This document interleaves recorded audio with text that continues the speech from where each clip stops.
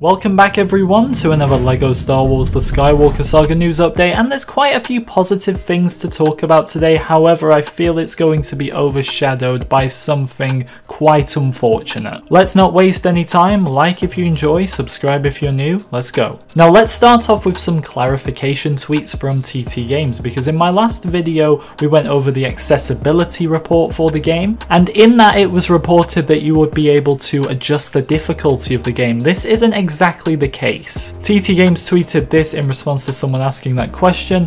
LEGO Star Wars The Skywalker Saga doesn't have different modes to choose from, however there are several settings to help make the game easier or harder, such as toggling the automatic health recovery option on and off. Which makes more sense to me that this would be the case, and here is the direct confirmation. In terms of extra clarification as well, if you can play this game with a mouse, TT Games said yes you can, which I know a lot of PC players in the comments are going to be really happy about. There's a few more game details, and this is where it gets a bit unfortunate, because on a different page of the report from the Family Video Game Database, the game details first of all states players 2 here, and we've got a bit more info on that. Because as reported here, you can play with 2 players in the same room, but you can't play it online. So this is confirmation that you cannot play this game online.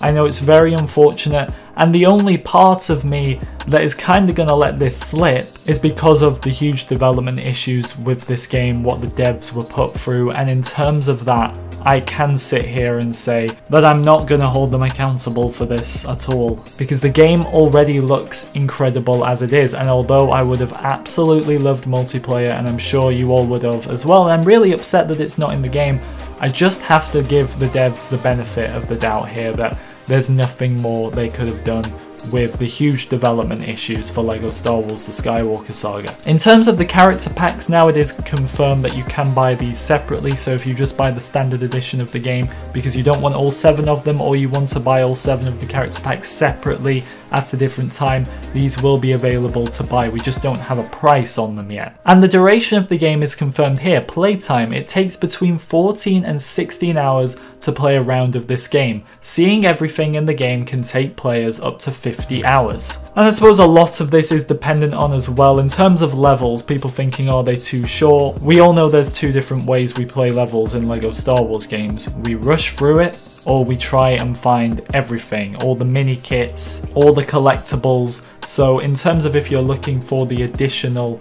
hidden content in each level, it's obviously going to take you longer, but this is an estimate. Now there's an interesting interview with GameSpot where they spoke to one of the devs, James Bergen, and I've gone through this for you all to pick out what I feel are the new and interesting points that I know you want to hear. In terms of free play, we've got this. We know that players love exploring our free play content, so we made the story levels snappier and more action focused. Having pre-levels take place on the planet's surfaces make for a more cohesive experience overall, and makes the game feel more like a journey rather than 2 separate modes of story and free play. Players can hop between trilogies or enter Galaxy free play to explore at their own pace if they choose. Having that freedom means players can take their time and immerse themselves without feeling overwhelmed. We've got some more information on combat. Combat has had a massive overhaul in this game. Enemies will block or even try to rush you, and you can either combat roll out of the way, counter these ambushes with a special attack, or switch up attacks to break their block. We've also introduced character classes which all come with their own upgrades. For example, you can upgrade protocol droids to emit shockwaves when they detach their upper and lower halves,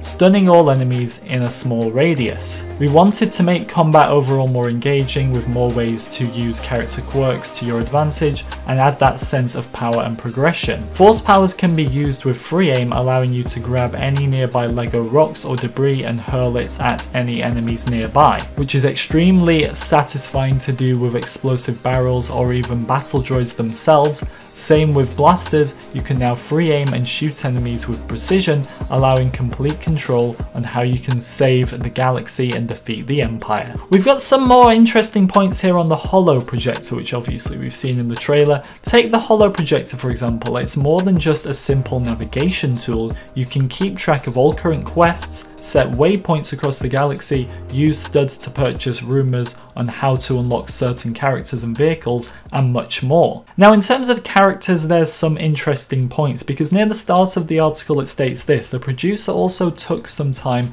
to speak about the Skywalker Saga's gigantic roster of characters. There are 400 playable characters and more than 800 in all, counting NPCs. But later on it says this: the beauty of Star Wars is that every character, no matter how little screen time, naturally ends up having a backstory we can dive into and create a quest around, which sounds great on its own. It was also a struggle to keep the playable number below 400, but in terms of NPCs I think we almost hit 800. So at the start it says 400, and then later on it says they were struggling to keep the number below 400. Obviously previously we were looking at over 300 playable characters, and with NPCs we've always known it's around 800 for a while now. So it's not too clear, but maybe I wouldn't expect 400. They might just go over it, or it might just be below it, but with all the DLC characters in the end there is a chance we might be well over 400. Well, that's it for today everyone. Like if you enjoyed, subscribe if you're new, and I'll see you all in the next video.